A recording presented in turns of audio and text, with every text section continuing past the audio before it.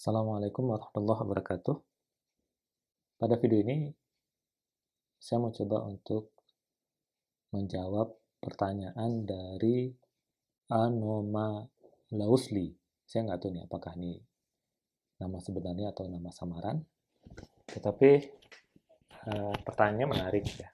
Apakah ada kaitannya gempa yang terjadi di Bengkulu? Ini karena waktu itu saya posting cerita tentang gempa di Bengkulu atau catatan tentang gempa di Bengkulu atau di tepatnya di Pulau Enggano 6,2 pada 10 Februari 2021.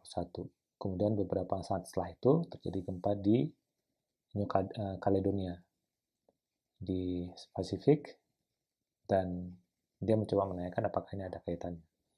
Saya sudah respon secara langsung memang tidak ada kaitannya karena kedua gempa ini terjadi pada dua sistem pertemuan lempeng yang berbeda.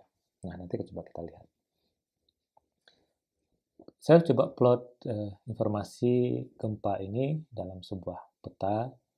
Ini sumber datanya dari USGS, kemudian saya coba plot di GMT menggunakan peta Etopo 5.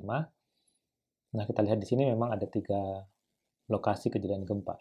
Yang pertama di Talaut, yang terjadi pada hari Rabu, 10 Februari 2021, kemudian di Enggano.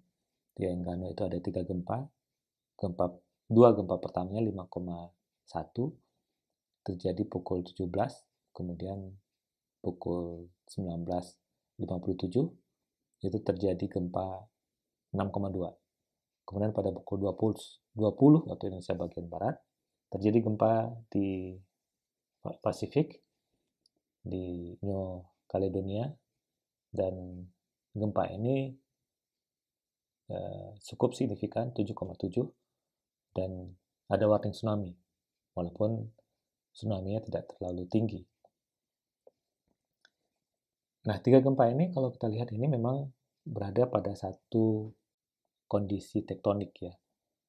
Memang ketiga gempa ini adalah tiga gempa yang terpicu oleh aktivitas tektonik, di mana ada proses tumbukan antara dua lempeng tektonik. Tetapi sistemnya berbeda, dalam artian 3 gempa ini terpicu oleh 3 sistem tektonik yang berbeda. Kita coba lihat pertama di Talaut. Saya coba menampilkan dalam tampilan ini untuk memudahkan saya membuat beberapa penjelasan. Kita pertama lihat gempa yang terjadi di Talaut. Sebenarnya ini rangkaian dari gempa yang terjadi pada 21 Januari lalu. Jadi ada gempa dengan magnitudo waktu itu seingat saya 7,1. Jadi sebuah gempa dengan magnitudo 7,1 terjadi di Talaut, dan itu disusul oleh beberapa gempa susulannya.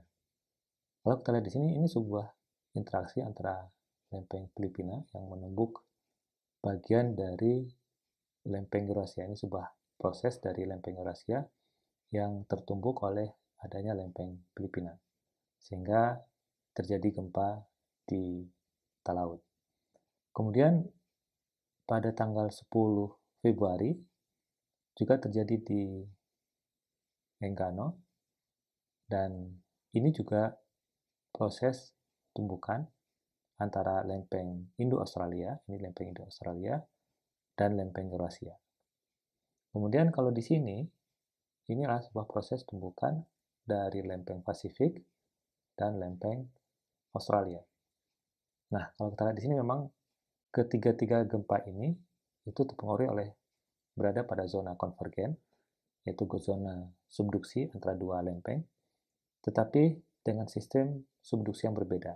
Ini antara Pasifik dan Australia, ini antara